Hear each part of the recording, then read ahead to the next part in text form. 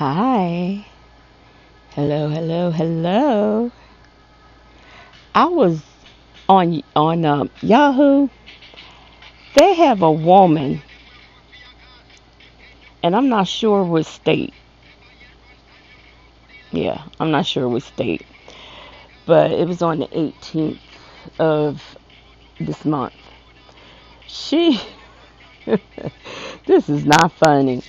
She was in a Verizon store, and she didn't have on a mask, and I think she was with two other people and none of them had on masks. And they told her, I guess, on three occasions, to put her mask on, or she would have to leave. And she was refusing to leave. So I guess eventually, in her protest of not wanting to leave the store because she wasn't wearing a mask, she decides to urinate on the floor. Yes, I said it. Urinate on the floor. And this was a woman. So, people are disgusting. So, anyway, she urinates on the floor. And of course, they call the police. And the police get there, right? I think by then she had gone to her car. When they went to arrest her out there by her car, they found her in her car with several items that had been stolen from a nearby Dick's sporting goods store.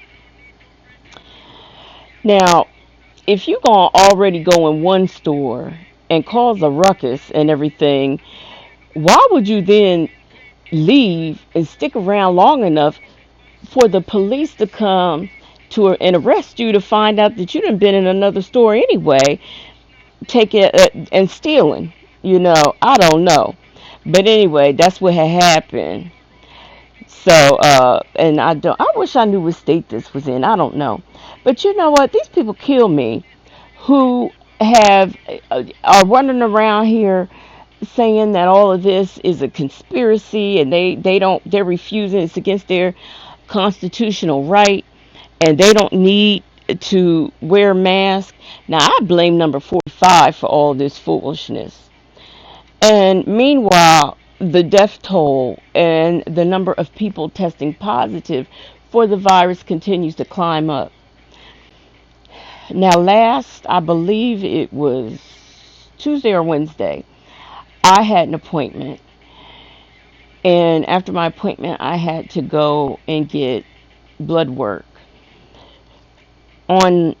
Because I have the lupus anticoagulant, I have to get my finger checked at least once a month, and depending on whether it's good or bad, I might have to go multiple times in a month. And what they do is they check my finger, they check my INR number to see how my blood is doing. Is it clotting? Am I not clotting? Is it too thin? Is it too thick? Is it just right? And this particular time that I went this week or last week, it's too thick. And so, like right now, I'm at the risk of having a blood clot. But anyway, my hematologist, they wanted to check my iron and my blood level to see if my blood has dropped any, and if my iron ever, after I had the infusion, did my iron go up, or is it still down in the dumps? I already know it's down because after they gave me the infusion, I did okay for about 2 weeks. And then after that, I was back to eating ice and pickles. So, and that's usually a sign for me. Anyway, I digress.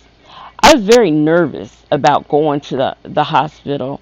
I don't go anywhere. I go to the grocery store and the bank and to the pharmacy. I do this once or twice a month, and that's when I go out on my doctor's appointments or by phone. So having to go to the hospital was really freaking me out and causing me anxiety, as it were.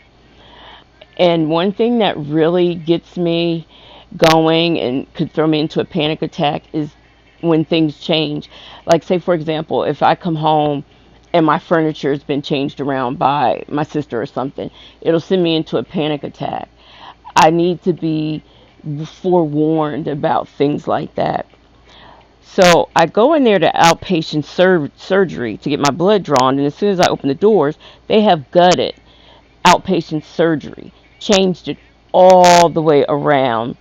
So by then, I'm like about to, I could just feel myself going. The desk that used to be tall that I had to stand on my toes to reach the clipboard on is now down to my waist. And they put this new desk in there for you to get asked questions and everything. The side of the room where they used to get your information on is now on the other side of the room. So I was already freaking out. So I signed a little clipboard, and before I could sit down, the lady was ready to take me to sign in so that they could send me to do my blood work. So I'm sitting there, and there's me, and then the booth next to me is empty, and then there's another booth with this woman. Next thing you know, she's at the top of her lungs talking about this is a conspiracy, and this is against my constitutional rights. And we're just getting sick breathing and inhaling in these masks and blah, blah, blah, blah, blah. She's going on and on and on. I'm looking at this woman. I'm like, she better get somewhere, for some of her little droplets come squirting over here on me. And the girl who was, signing me up, as well as a lot of the people who were behind the other desk. Now, everybody was trying not to laugh because this one was sounding some kind of crazy, talking about it's just conspiracy to take over the world. And I looked at the girl checking me, and I was like, well, who is trying to take over the world? Well, she lost it. She started cracking up. So then, the woman hollers out, the Democrats, they're trying to do it. They're trying to take over the world. So I'm trying to figure out, well, how exactly do you take over the world? I was just trying to figure out what the procedure was, taking over the world. So she was just going on and on and on. It just would not shut up. By then, the woman at the information desk, she had just turned beet red from trying not to laugh out. Everybody in there, in fact, she was the only other patient besides me, and everybody in there was just laughing because nobody could control themselves because, I mean, this woman was really sounding crazy. So when I was all done getting checked in, I was going to have a seat, and before I could even have a seat, the lab called me. And when I was on my way back, I said that chick's gonna be the first one to have it. So the lab technician that takes the blood, what is it, phlebotomist? Well, anyway, she was said, what's going on out there? And I was telling her, and she was talking about 45. She says, I don't know what makes people sit up and listen to that man. I said, I don't know. I said, but she sounds some kind of crazy out there. And I was telling her some of the stuff that they were saying, and she was talking about the kids having to go back to school. She said, and I said, you hear her out there? I said, listen, listen. And she said, oh, that's okay, honey. She said, they're going to call code gray on her in a minute. I said, well, what is a code gray? She said, psych eval. She said, they're going to come get her watch. And, other lab technicians were coming in saying, I'm not taking that woman's blood. I hope she's not here for blood work. And she said, I just told her they're going to call a code gray if she keep it up. And so all of a sudden you didn't hear her anymore. And somebody said, well, what they do with that crazy woman out there? And the guy who walked in, said they called code gray on her. She's gone. I said, you were serious? She said, yeah. She said, the way times are, you can't be coming in public places acting like this. She said they called code gray and they took her away. But she said if she really thinks that this is not real, she said, we got 2 floors right now full of people. We can show her that this is real and this is not some sort of conspiracy. And I said, that's a shame. I said, I just can't believe if she felt this way, why is she come in here? If you're here for an outpatient service, it's just that, an outpatient service. Don't come in. When you go to outpatient services, it's for blood, it's for some type of MRI or a sonogram or CAT scan or something. Those are tests. If you don't want to have them done, if you don't want to follow the procedures that they have in place, especially at the hospital, Don't come in. Stay home. Stay out of this conspiracy world. Don't come in endangering other people.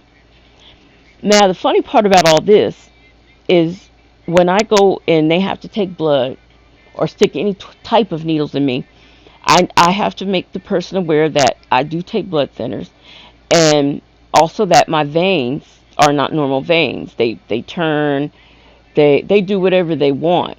So a lot of times I have to be stuck a number of times. Well, this woman, we were so into this woman that next thing I know, I could feel the band coming off my arm. And I looked and I just saw one tube of blood. And I was like, wait, you're taking blood for two doctors, but you only have one. And then I looked, I said, wait a minute, you done took 7 tubes of blood? She said, yeah, see how fast that went by? And I said, on one try? I said, girl, you deserve an award. But, as I was leaving, I just was still in disbelief that somebody would come into a place and cause all of that ruckus when, if this world and this life has become such a conspiracy, she could have kept herself at home safely behind her closed doors. She didn't have to come out. She could have stayed home. So I do all this and tell all this long story to say this. Stay home. If you do not want to wear a mask, stay home. If you do not want to follow the procedures set forth in your town, stay home. If you think this is all a conspiracy, stay home. If you're voting for 45 again, move. If you don't like the way that things are going right now in life, don't come outside. You have choices. You have options in life. You don't have to be a part of this great conspiracy right now. You can stay at home and you can write letters to people. Do that. Write letters. If you think that this is all some kind of gag and that do something about it, because guess what? We're going to do something about it. We are definitely going to do something about it, and I hope what we do shows out there at the polls come November, because we cannot take another 4 years, 45 days, 45 minutes, 4 hours of what we're going through with that man right now. So everybody, please make sure you go out and vote. And I want you to remind yourselves every day, just this little affirmation: I am in charge of my happiness. I will not let anything outside of myself control me. I am creating a life that feels good on the inside, and it will turn into experiences that are good on the outside. Enjoy your day, evening, or night, whenever you're listening.